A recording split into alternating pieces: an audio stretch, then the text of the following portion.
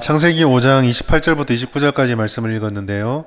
5장 전체의 족보에 대한 이야기들을 오늘 말씀을 통해서 한번 살펴보려고 합니다.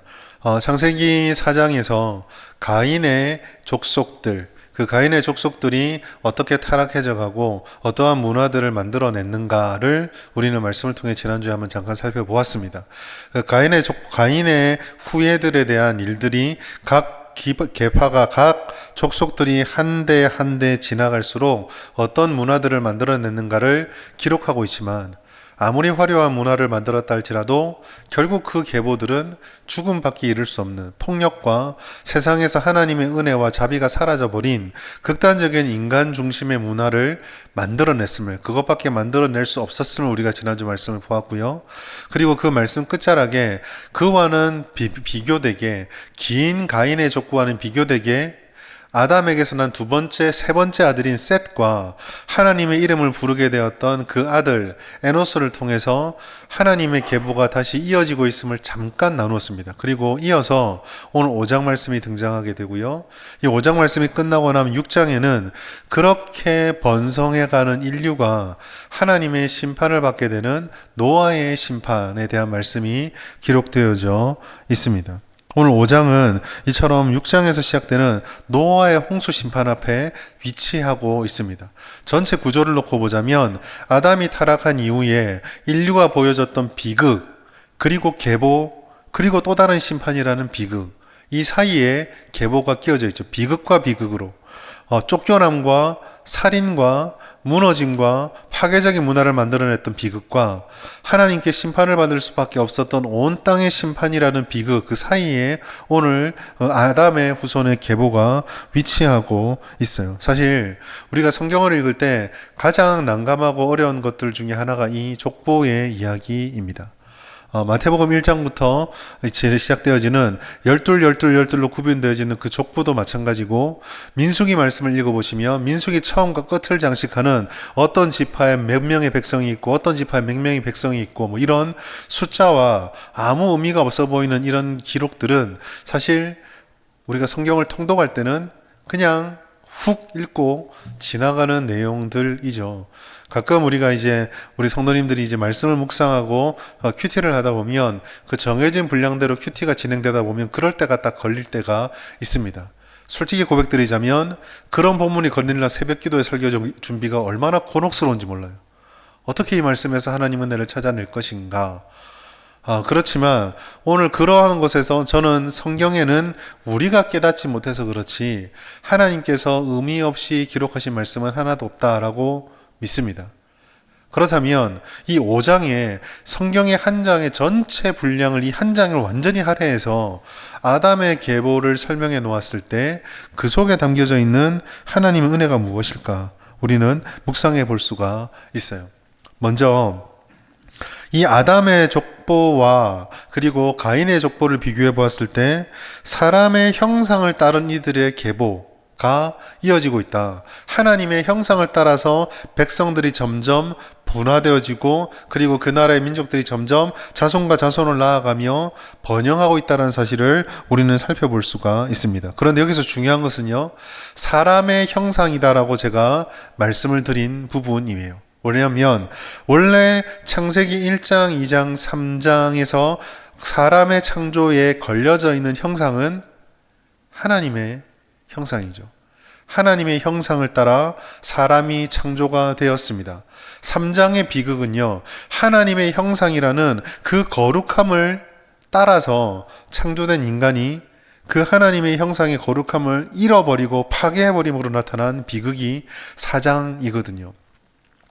그런데 오늘 여기서 보시면은요, 타락한 이후에 변화가 조금 감지돼요. 성경이요, 3절에 보시면 아담의 생육에 대한 기록을 하고 있는데, 아담은 어떻게 보면 하나님께서 지으신 바로 직계라고 할 수 있잖아요.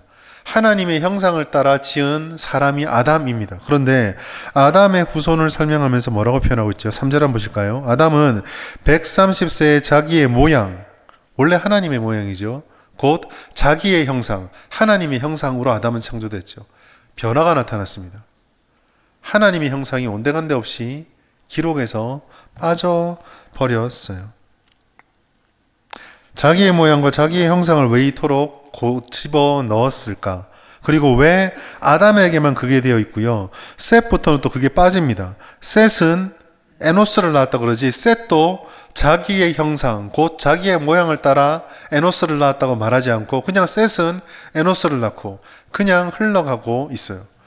왜 아담에게만 이런 변화가 나타났을까? 그것은 제가 생각할 때는요, 아담이 바로 타락의 시초이기 때문입니다. 하나님의 거룩한 형상을 죄로 인해서 파괴해버리고 아담으로부터 이제는 그 타락한 본성들이 모양만 아니라 그 속에 담겨져 있는 하나님 앞에 거부하고 하나님을 거부하고 하나님을 대적한 죄의 흔적들, 죄의 결과들까지가 고스란히 그 밑에 후손까지 이어지는 거죠. 아담과 셋은 모양이 크게 다르지 않았을 겁니다.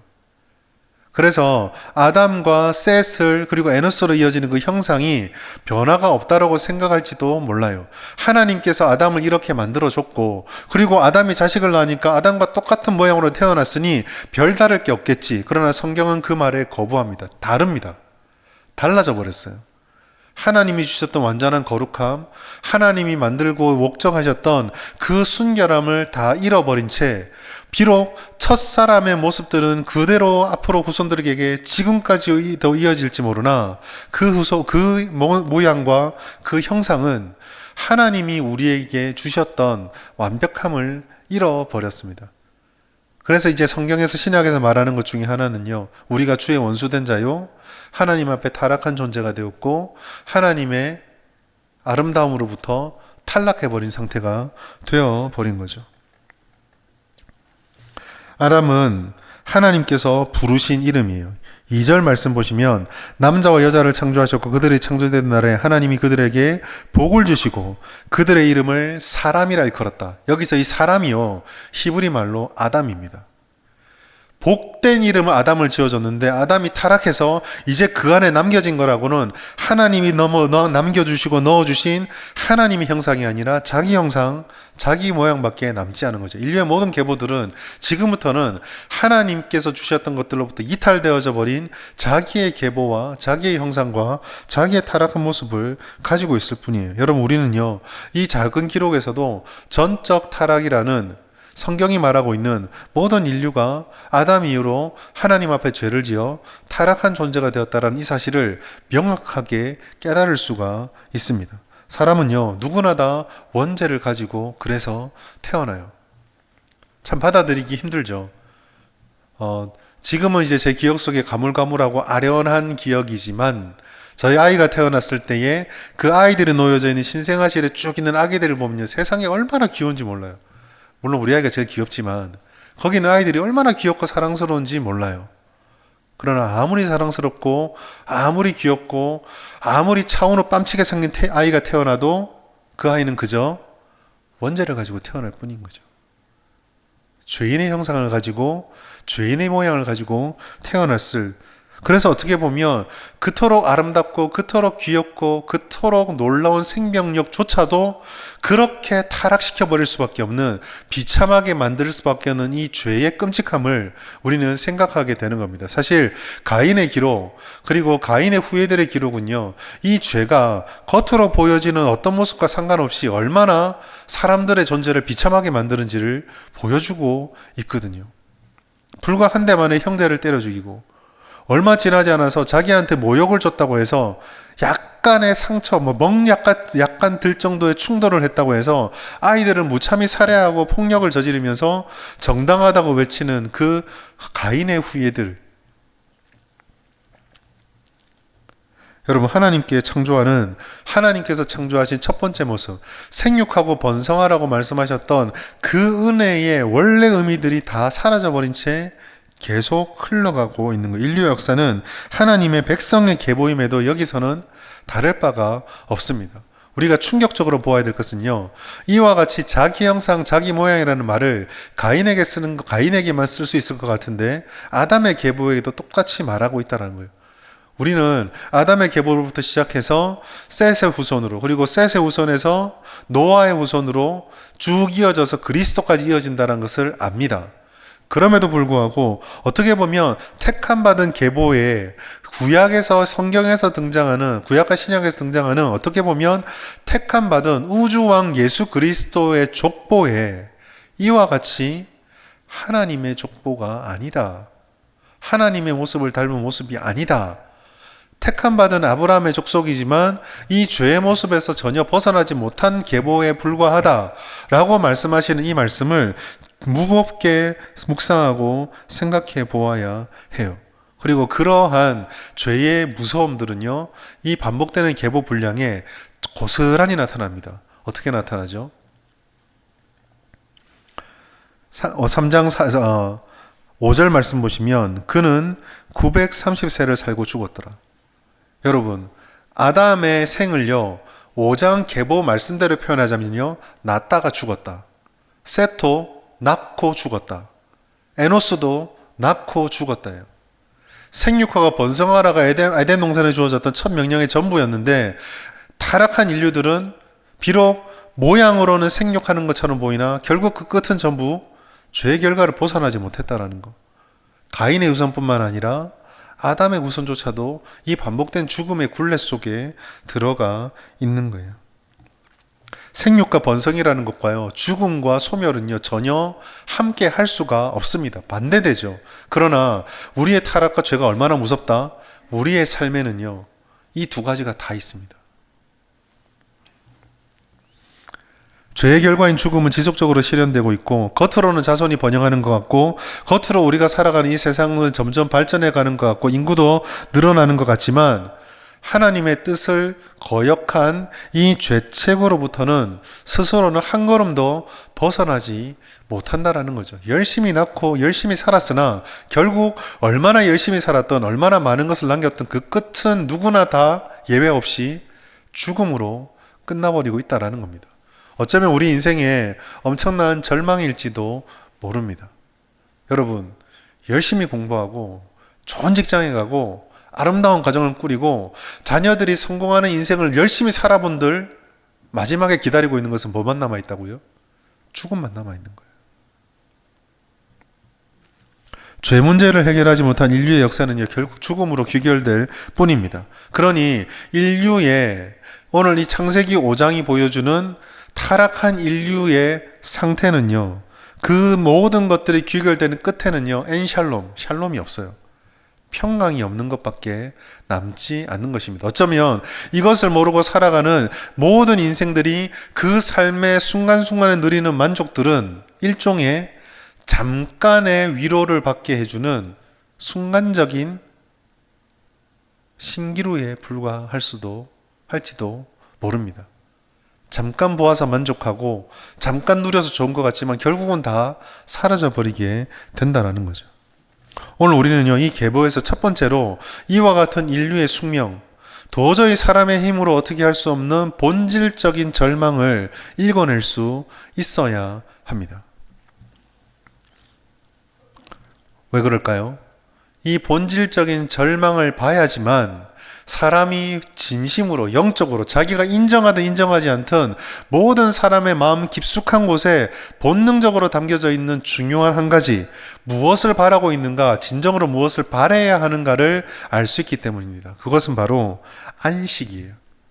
이 긴 계보를 통해서 낳고 죽고를 반복하는 의미 없는 인생은요, 이제 그 굴레를 벗어나기를 기다리고 있습니다. 말할 수 없는 탄식으로 주님을 찾고 있는 거죠.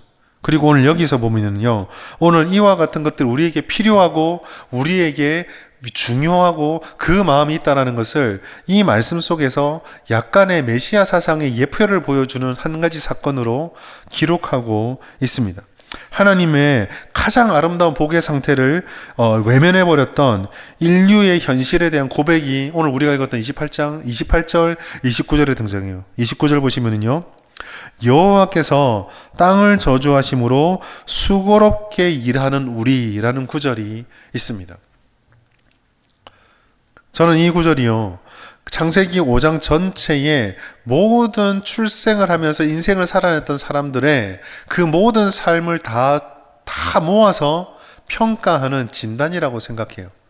아담이 살았던 몇백 년의 삶, 셋, 에노스 쭉쭉쭉 몇백 년씩을 살았던 그 사람들의 삶을 몇십 대를 모아서 하나로 딱 묶어서 한 문장으로 정리해라 라고 하면은 오늘 그 노아의 아버지였던 라멕이 했던 이 말이에요. 주님의 저주로 인해 수고만 짊어지고 살고 있는 사람들. 여호와께서 땅을 저주하셨기 때문에요. 인류의 생존 터전에 대한 약속, 너희가 번성하고 모든 것을 누릴 거라는 그 약속으로부터 벗어나서 이제는 모든 것들이 수고로밖에 점철되지 않게 되었어요. 대표적인 예가 하나님께서 이 에덴 동산을 잘 가꾸도록 인류에게 노동을 주셨어요. 아담의 사명은 노동이었습니다. 생육하고 번성하라, 땅을 정복하라 라고 한 말, 그 경작하라는 말 속에는요, 그걸 다스리고 경작하라는 의미가 들어가 있거든요. 일해라는 의미가 들어 있습니다. 하나님께서 만물을 운행하시는데 그 운행하심으로부터 위탁받아서 하나님이 만드신 이 에덴 동산을 섬기고 일하고 가꾸란 뜻이에요. 근데 아담은 그게 힘들지 않았거든요. 죄인이 되고 나서 그가 했던 모든 사명들은 모두 수고로 바뀌어 버립니다. 힘들고 고통스러운 것으로 바뀌게 되죠. 그리고 우리가 가인의 사건, 그리고 이 그 4장 말씀에서 보았듯이 아담 이후로 상당 기간 동안 하나님께서 은혜를 주셔서 다시 에덴으로 돌아갈 거라는 회복이 지연되고 이루어지지 않습니다. 아니, 이루어지지 않은 건 둘째치고 오히려 비극만 더 늘어나게 되죠. 우리가 이 계보를요, 말씀을 떼놓고 보지 말고, 비록 4장에서는 가인의 계보가 얼마 안 가서 그쳐서 기록이 더 안 돼 있지만 멸망하지 않았을 거예요. 왜냐하면 6장의 말씀 보시면 노아의 후손들이 활동할 때 하나님이 기뻐하지 않는 족속들이 번성해 있었거든요. 그럼 여기 반대쪽에도 계보가 계속 발전되고 있어요. 노아의 계보, 즉 아담의 계보도 계속 발전하고 있죠. 상당히 시간이 흘러가는데 여전히 에덴으로 돌아가지 못합니다. 그 생활 속에서 척박한 환경 속에서 생존하는 거 쉽지 않았을 거예요. 주님의 약속을 기다리고 있는데 여전히 이루어지지 않는 것을 바라보면서 하나님을 언제까지 찾을 것인가 쉽지 않은 일이었을 것입니다. 영적으로, 육체적으로 공고함에 빠져 있는 상태, 그것이 5장의 이 상황이었어요. 그리고 6장에 가면 우리가 다음에 6장을 또 볼 텐데요. 6장에 가면은 그와 같은 곤고하면은요, 기다림에 지친 것만이 아니라 타락한 이 세상의 문화들과 인간의 죄로 인한 온 피조물들의 심각한 부패까지도 다 포함이 되어져 있습니다. 여러분, 이런 상황에서 정말 우리에게 무엇가 필요할까요? 요즘요, 뉴스를 보거나 세상을 바라보면서 항상 제가 이맘때 이제 정책당이나 이런 것들 준비할 때 보면은 좀 그런 자료들을 조금씩 봐요. 뭐 미래 예측, 그 다음에 현실에 대한 진단, 이런 책들을 보고 그런 것들을 이야기하는 것들을 보는데요. 사실 보기가 좀 힘이 듭니다. 저도 사람이기 때문에 희망적이고 좋은 말들, 은혜가 되는 것들을 정말 듣고 싶어요. 그런데 그런 예측들을 듣다 보면은요, 좀 돌파구가 보이지가 않는 거 아닌가? 라는 생각이 막 들 때가 있습니다. 교회뿐만 아니죠. 우리가 지금 살아가는 시대는요, 지금 엄청난 혼란을 겪고 있습니다. 제가 나이가 이제 얼마 안 됐지만 50 정도밖에 안 됐는데요. 요즘 들어 제가 제일 많이 생각하는 게 그거예요. 지금까지 내가 배운 그 기준으로 지금 일어나는 일들과 앞으로 일어날 일들을 내가 제대로 이해할 수 있을까? 내가 생각할 때 내가 배운 대로라면 지금 일들이요, 정치도 그렇고 사회도 그렇고 외교도 그렇고 국제정세도 그렇고 이런 방향으로 가야 되는데 하나도 지금 이해가 안 돼요. 정말 혼란스럽죠. 하루하루가 버겁습니다. 열심히 살면 다 할 수 있다. 적어도 우리가 개발도상할 때에 70년대 80년대 지낼 때는 그 말이 통하는 시대였었어요. 대표적인 예가 뭡니까? 저축왕이잖아요. 여러분, 요즘 우리 청년 세대들인데 청년 세대들한테 저축왕이라는 의미가 있냐 물어보면 아마 없다 할 거예요. 너희는 놀랄지 모르겠지만 한때 은행 금리가 10%가 되던 날이 있었단다. 통장에만 모아도 집을 살 수 있는 기간이 있었는데 지금 어떻죠? 절대 불가능합니다. 목사님 뭐 절대라고 그럽니까?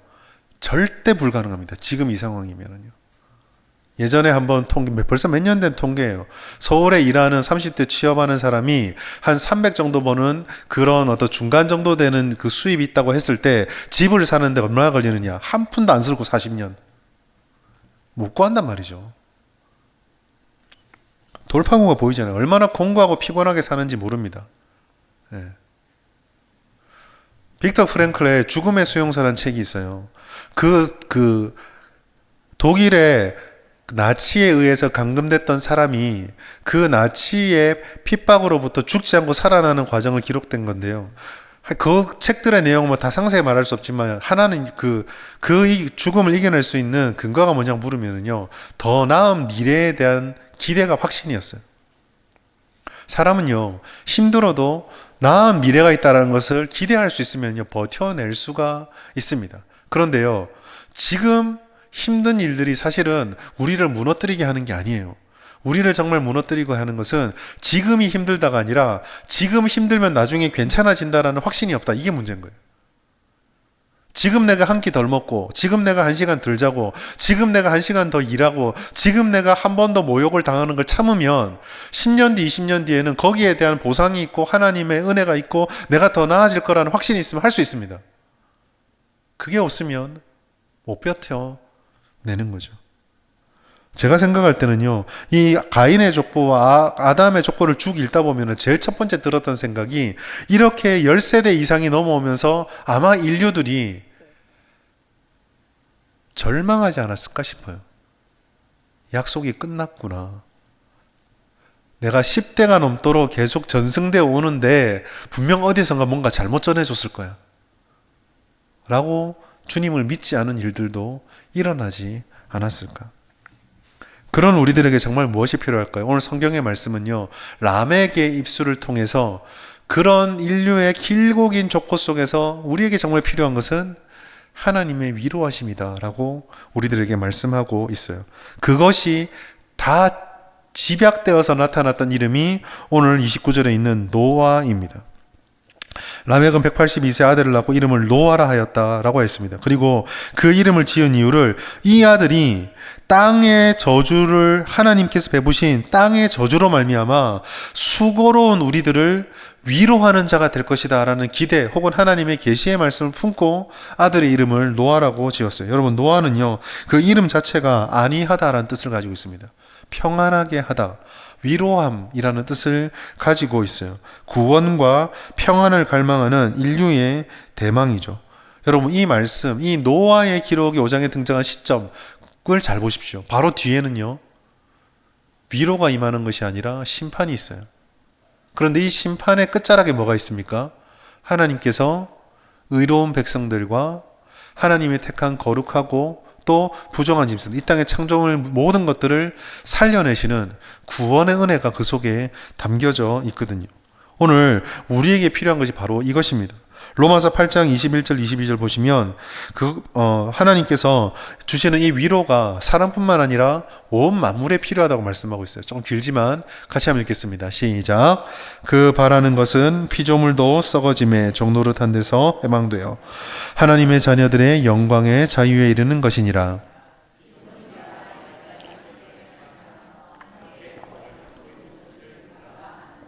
아멘. 저는 이 족보 속에 담겨있는 가장 중요한 선명한 하나님의 말씀은 위로를 기억하라 라고 생각을 합니다. 오늘 설교 제목이요, 한결같은 목적이에요. 하나님께서는 인류가 타락한 이후로 이 진정한 위로, 신약식으로 표현하자면 완전한 구원이라는 목적을 한결같이 유지하고 계십니다.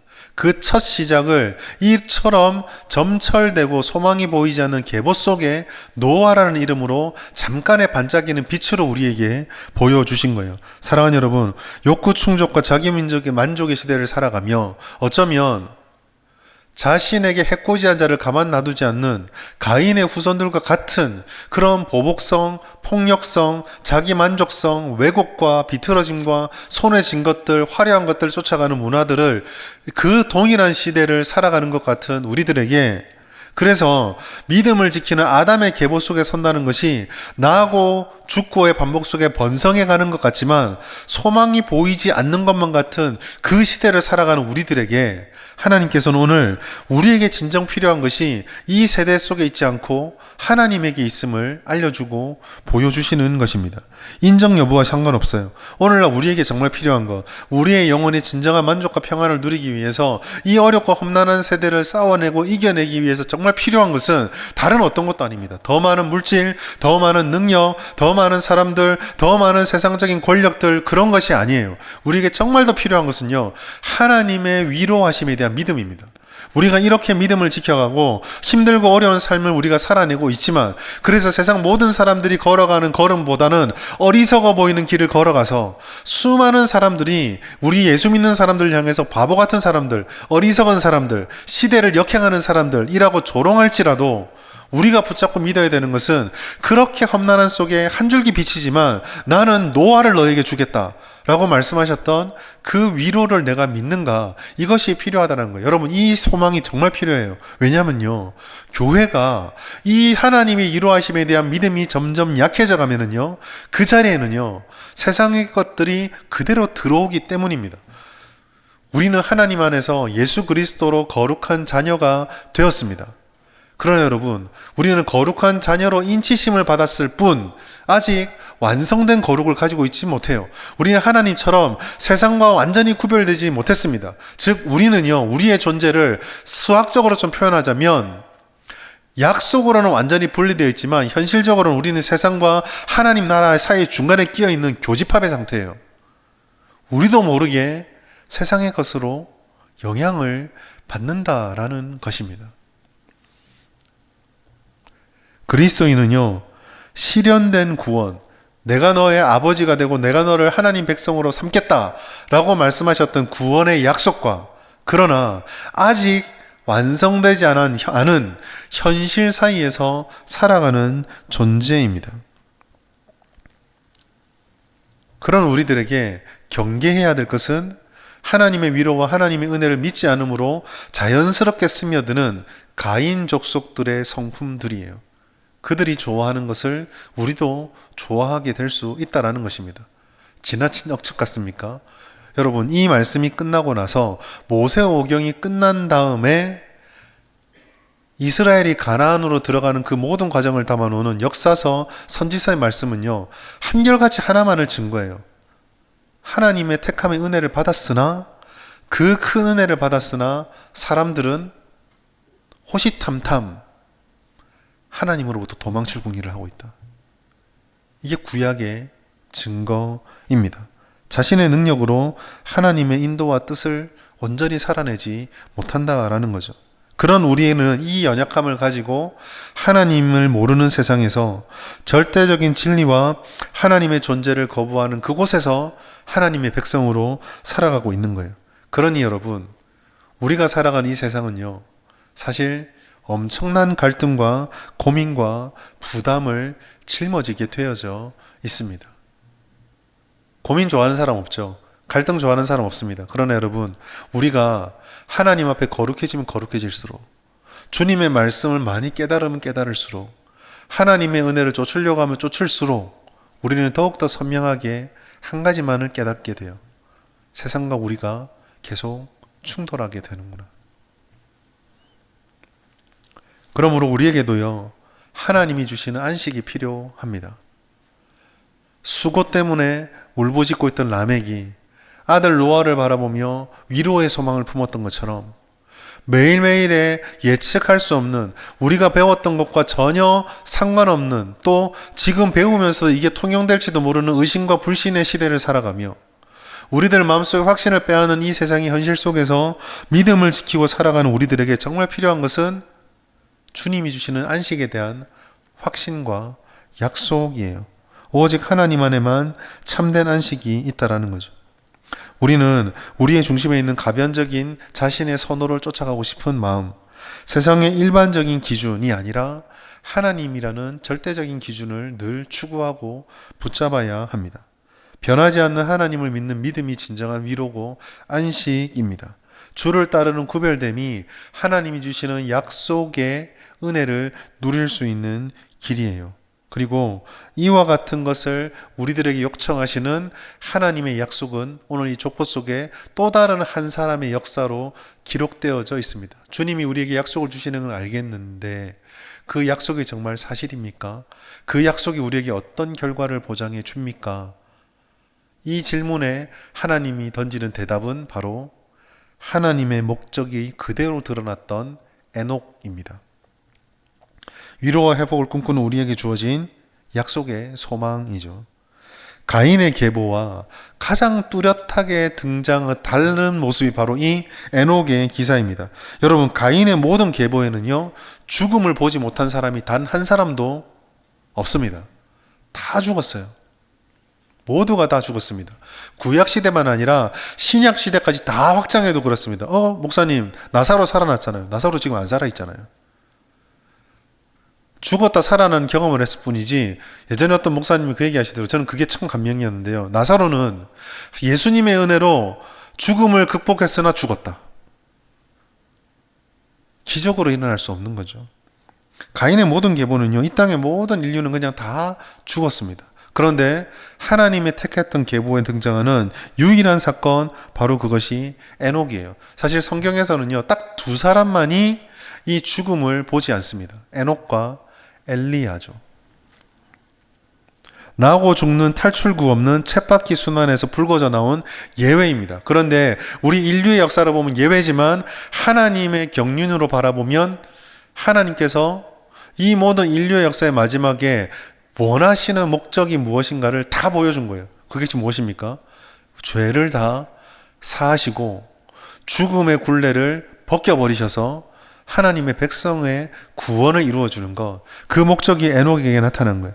그 에녹에게 나타나는 두 가지, 이렇게 하나님이 하실 것인데 그 에녹에게 나타나는 특별한 두 가지가 있어요. 첫 번째는 하나님과 동행하셨다는 것이고, 그래서 하나님이 데려가셨다는 이 두 가지가 다릅니다. 하나님을 기쁘시게 한 사람입니다. 그래서 죽음을 보지 않았어요. 그런데 우리는 이 질문을 또 던져야 돼요. 누가 하나님을 기쁘시게 할 수 있는가? 여러분, 있습니까? 제가 6장을 계속 이어서, 6장까지는 제가 계속 이어서 이제 노아의 그 부분까지는 말씀을, 창세기를 좀 전하려고 하는데요. 여러분, 노아가요, 당대 의인이요 완전한 자라. 우리 조금 말씀의 눈을 엿보십시오. 홍수가 끝나고 나서 노아가 제일 처음 했던 게 뭐죠? 술 먹고 취한 거잖아요. 당대 완전한 의인이 그렇게 귀한 은혜를 받아 살아놓고 술 만들어 뻗었다. 뭐가 의인입니까? 다시 오늘 질문으로 돌아옵니다. 누가 하나님을 기쁘시게 할 수 있습니까? 성경은 우리들에게 단언합니다. 사람의 능력만으로 하나님을 완전하게 기쁘시게 할 수 있다 없다? 없어요. 그러면은요, 무엇이 하나님을 기쁘시게 하는 걸까요? 로마서 14장 18절 보시면 그리스도를 섬기는 것이 하나님을 기쁘게 한다고 합니다. 신약에서 그리스도를 섬기는 것 중에 가장 아름답고 가장 완벽한 섬김을 한 단어로 표현한 단어가 있어요. 그게 뭘까요? 믿음입니다. 히브리서 11장 5절 말씀 우리 같이 한번 읽겠습니다. 히브리서 11장 5절 시작. 믿음으로 에녹은 죽음을 보지 않고 옮겨졌으니 하나님을 그를 옮기심으로 다시 보이지 아니하였느니라. 그는 옮겨지기 전에 하나님을 기쁘시게 하는 자라 하는 증거를 받았느니라. 여러분, 성경은 구약과 신약을 같이 보셔야 돼요. 에녹은 구약에서, 창세기에서는요, 하나님과 동행하여서 그가 하나님께 데려가심을 받았댔습니다. 그런데 신약은 뭐라 말합니까? 하나님과 동행한 것이 에녹이 완전했다가 아니라 하나님을 믿었기 때문이다라고 말해요. 이것이 우리의 소망입니다. 만약에 완전하심의 기준이라면 아무리 하나님이 우리에게 위로를 말하고 아무리 하나님이 우리에게 안위를 말해도 우리는 그 약속을 확신할 수가 없어요. 왜요? 우리는 끝까지 한결같을 수가 없거든요. 그런데 그리스도를 의지하고 믿음을 바라보면 우리는 하나님 앞에 소망을 품을 수가 있습니다. 하나님의 계획, 성경을 통해서 지속적으로 우리에게 말씀해 주시는 것은 하나님께서 죄인들을 구원하려고 작정을 하셨다라는 거예요. 그 작정의 방법은 신약에서는 그리스도를 통해서 우리에게 이루어졌습니다.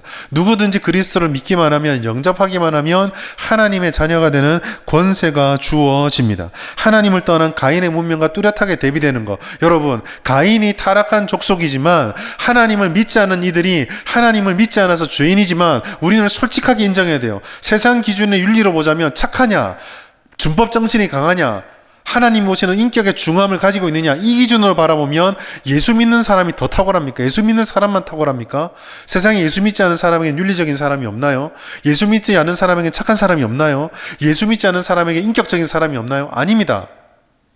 그럼에도 불구하고 결정적으로 차이가 나는 것은 하나님의 계획의 길에 들어서 있는가입니다. 넘어지고 자빠지고 상처투성이가 되고 때로는 한 걸음 걷다가 마치 아빠에게 끌려가는 게 싫어서 때를 쓰는 아이처럼 땡깡을 부리면 못 간다, 안 간다, 당길 내놔라 애를 쓰더라도 그 길에 있는 하나님의 백성, 믿음의 길에 있는 하나님의 백성에게 하나님께서 이 구원의 길을 주신다라는 거죠. 이게 그래서 우리는 이것을요 은혜라고 표현합니다. 사랑하는 여러분, 오늘 이 밤에 우리가 기도할 수 있는 이유, 우리가 하나님 앞에 이 한결같은 목적을 가지고 밤에 부르짖어야 될 이유가 바로 여기에 있어요. 수많이 반복되어져 있고 우리의 삶에 보여지고 있는 그 수많은 물음표와 혼란들 속에 신앙생활을 오래 하였으나 여전히 내 안에 변하지 않는 나의 모습과 여전히 변하지 않는 우리의 모습들을 바라보며 온갖 생각이 다 들고 있는 그때에 우리가 하나님 앞에서 가질 수 있는 한 가지 유일한 소망은 세상적인 판단이나 기준이나 우리의 경험에 있는 것이 아니라 하나님께서 우리를 버리지 않으신다라는 그 믿음. 주님 아버지 앞에서 구원이 있고 변화가 있고 은혜가 있고 하나님이 주시는 그 위로하심이 우리를 하나님이 뜻하신 곳으로 도달시켜 줄 것이라는 그 믿음, 그 믿음이 있어야 우리는 나도 용납할 수 있고 다른 이도 용납할 수 있고 우리 삶에서 벌어지는 수많은 물음표들을 짊어지고 걸어갈 수 있게 되는 거예요. 이것이 없으면 우리는 영원한 소망을 선택하지 못합니다. 하나님을 향한 믿음이 사라져버리면요, 모든 사람은 예외 없이 눈에 보이는 것, 내 삶으로 경험하는 것을 쫓아가게 되어 있어요. 그것은요, 모든 사람의 본능입니다. 예수 믿는 우리들은 뭐 다를 것 같습니까? 저도 마찬가지고요. 우리도 하나님을 믿지 않으면, 하나님이 내 안에 꽉 들어있지 않으면은요, 심지어 신앙생활에서조차도 지금까지 내가 해왔던 게 진리가 되어버리는 사람들이에요. 주님의 말씀이 우리들에게 그게 아니다라고 가르쳐 줄 때에도 나는 이렇게 해왔으니까 하나님이 이게 맞습니다라고 말할 수 있는 존재들이 우리다라는 거예요. 결국 우리가 의지해야 되는 것, 또 우리가 우리 스스로를 깨트려야 하는 것은요, 하나님의 목적과 계획, 하나님의 중심이 우리 가운데 회복되어져 있는가. 이렇게 사람의 길은 절망으로밖에 갈 수 없지만 그 속에 심어두었던 그 빗줄기를 발견할 의사가 있는가, 찾고 싶은가, 찾고 붙잡고 그 길을 걸어가기를 결심하는가, 여기에 달려있다라는 것입니다. 여러분, 오늘 이것이 오늘 이 밤에 우리가 함께 기도하길 원하는 기도 제목이에요. 우리는 이 시간에 하나님께 기도하러 왔습니다. 다양한 기도 제목들을 가지고 있고 또 개인의 기도 제목들을 가지고 있을 거예요. 그 기도 제목에는 내 삶에 지금 당면되어 있는 문제들과 여러 가지 고민들이 응축되어 있을 것입니다. 그런데 여러분, 그 모든 것들을 품고 그 모든 것들을 가지고 하나님께 이 질문을 던지십시오. 나는 정말 하나님을 기도하고 있는가? 하나님만을 바라며 기도하고 있는가? 아니면 하나님이 아니더라도 이것만 해결되어진다면 괜찮다는 마음이 더 강한가? 하나님을 바라고 있는가? 하나님으로부터 주어졌으면 하는 그 결과를 더 바라고 있는가? 우리가 원하는 것은 하나님이 기대하는 것인가? 우리의 바람인가? 그럼 결국요, 하나님께서 한결같은 목적을 포기하지 않으신다면 마지막 우리에게 던져지는 최후의 질문은 우리의 중심이 어디에 있는가로 귀결될 수밖에 없습니다. 나는 하나님의 일하심이 내 중심에 자리 잡고 있는가? 모든 기도와 신앙의 본질은요, 중심을 바로잡는 것입니다. 하나님께서는 긴 족보 속에 하나님의 약속과 계획 빛을 반짝거리면서 보여주셨어요. 우리는 마태복음에나 가야 예수님을 만날 것 같은데 하나님께서는 벌써, 아니 이미 지나갔죠. 창세기 3장에 벌써 말씀해 주셨고 창세기 5장에서도 또 똑같이 구원의 계획을 에녹과 노아를 통해서 번쩍번쩍거리면서 우리에게 보여주셨습니다. 오늘 우리는요, 이 하나님의 약속과 계획을 굳게 붙잡기를 기도합시다. 삶의 무게로, 어려움으로 닫혀버린 우리의 눈을 열어달라고 기도합시다. 여러분, 아람 왕의 침공을 목격한 엘리사의 사환이 빠졌던 함정을 기억하십시오. 현실을 잘 이해했어요. 엘리사의 주변을 둘러싼 그 엄청난 군대를 봤습니다. 현실적으로 못 이깁니다. 죽습니다. 엘리사의 사환은 틀리지 않았습니다. 두려워해야 합니다. 절망해야 합니다. 그러나 여기에 한 가지 함정이 있습니다. 무엇입니까? 엘리사의 사환은 눈밖에 의지하지 못했어요. 엘리사가 말합니다. 그의 눈을 열어서 하나님의 역사를 보게 하소서. 열왕기하 6장 17절. 기도하여 이르되 여호와여 원하건대 그의 눈을 열어서 보게 해주십시오. 육신의 눈이 아니라 하나님의 약속의 눈, 영적의 눈을 뜨게 하여 주십시오. 그 눈을 뜨자마자 하나님의 불말과 불병거를 보게 됩니다. 사랑하는 여러분, 오늘 이 밤에 우리가 기도할 것은 이 믿음의 눈입니다. 우리의 어두운 눈을 열어주십시오. 하나님의 빛을, 그 약속을 선명하게 깨닫게 하여 주시옵소서. 현실 버겁습니다. 그러나 그 현실을 의지하지 않고 하나님의 놀라운 계획이 실현되는 소망을 품고 감당하고 이겨낼 수 있는 강건한 성도, 강건하고 담대한 교회로 우리를 세워 주시옵소서. 우리가 이렇게 기도하셔서 하나님의 한결같은 목적을 믿고 그 한결같은 목적을 따라 오늘도 우리에게 주신 삶을 넉넉히 감당해내시고 주님의 기쁨의 은혜를 누리시게 되는 우리 모든 성도님 되시기를 예수님의 이름으로 축복합니다.